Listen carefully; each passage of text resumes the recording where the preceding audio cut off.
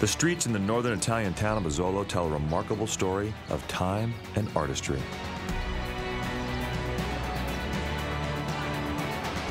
Main Street is more than 1,000 years old and so narrow, cars can only drive in one direction.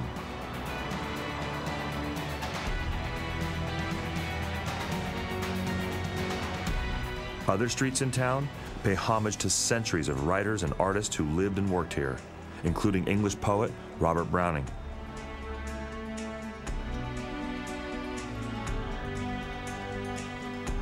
Asolo is a tiny hilltop town where technology is measured in terms of millennium.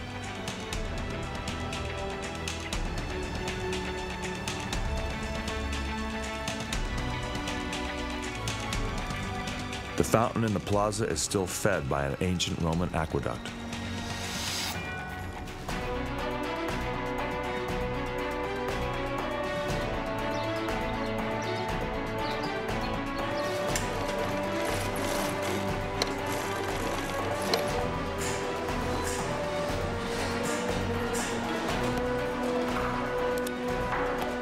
Just outside of town is a place where artisans practice the centuries-old craft of Italian leather making. Except these days, their art is all about keeping motorcycle riders and racers safe.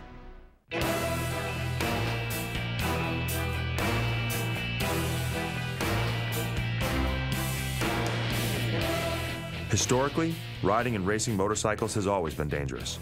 For years, what riders wore for protection was more of an afterthought than a conscious decision on how to manage the risk.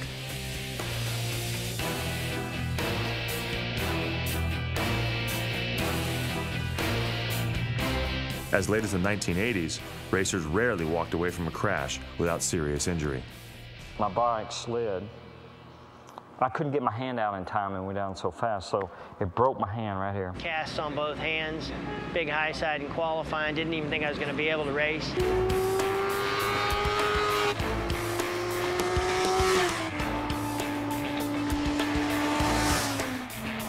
Alpinestars is a company focused on managing the risk of riding a motorcycle. They specialize in top-of-the-line motorcycle riding and racing gear. Boots, gloves, back protectors, and their custom-made, handcrafted full-piece racing leathers.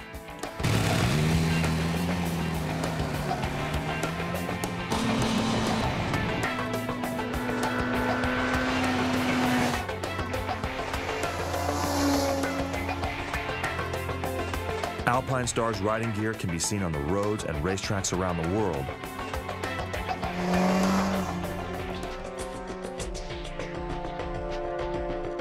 But each piece is designed, tested, and handcrafted at their headquarters outside of Asolo.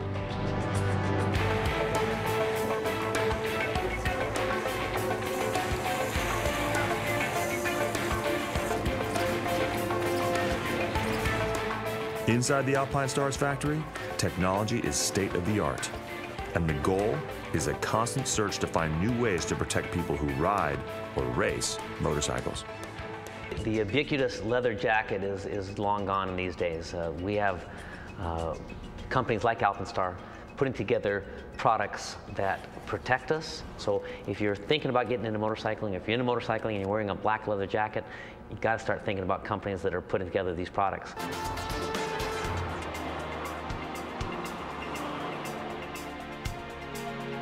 Alpinestars is a company whose original focus was on the trek, not the track. Alpinestars as a company was founded in 1963, initially building ski boots and mountain hiking boots. We're only a few miles from the Alpine Dolomites here, so there's a heritage for mountain climbing and trekking. But also there's a strong motorcycle fraternity here.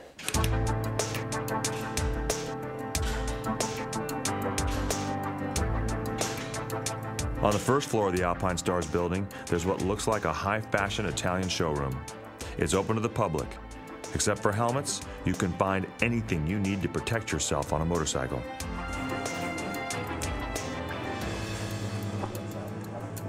But in the basement, which is off limits to visitors, it's not fashion, but function that matters.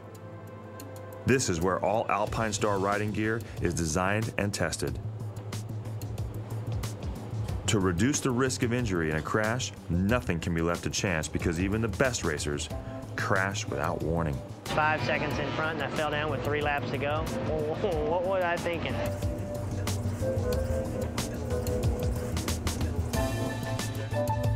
They call this the walk meter machine, where boots are put through 100,000 cycles, the equivalent of walking 35 miles.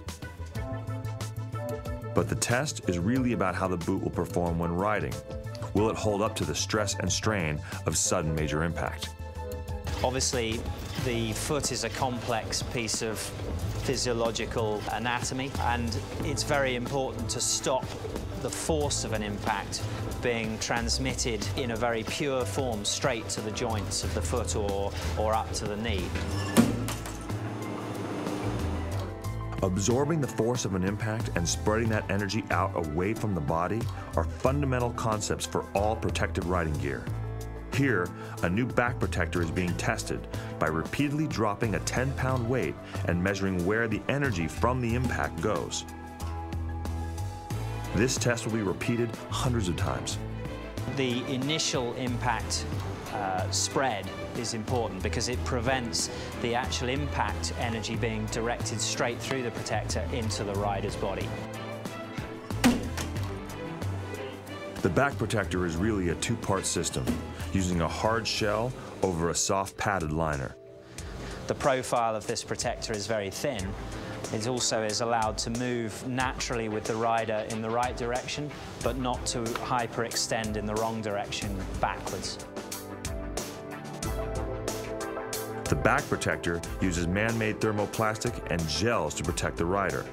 But when it comes to the actual riding suits, leather is still the material of choice. Very thick leather.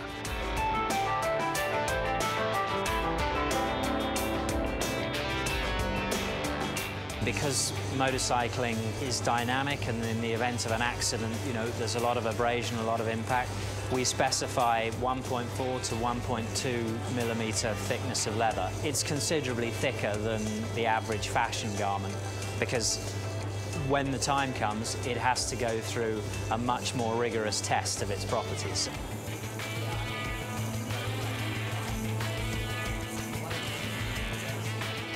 The abrasion test machine runs pads of sandpaper over different leather samples in a scientifically controlled environment to make sure the leather will provide enough protection in the event of a crash. Surprisingly, the wrong color of leather dyes can reduce the leather's ability to withstand a crash. In treating the leather with different colors, it can actually affect the performance of the leather. A simple example is the red and the silver both passed the test, while the blue and the green, in this case, failed the test. The next key to protection is to make sure that all the seams in the leather riding suit are strong enough. For that, they use another machine that stresses each test seam until it finally fails. So here we're seeing the actual trace for the force being submitted to the material in the machine. In the event of an accident, a rider coming off a motorcycle, a very sudden, large force is often subjected to the seam. On the monitor here, you can see the force readout that the seam and the material is being subjected to.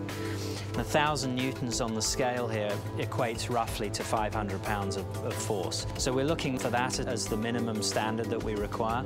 So here, in this case, this sample broke above that, so we've exceeded our own in-house standards.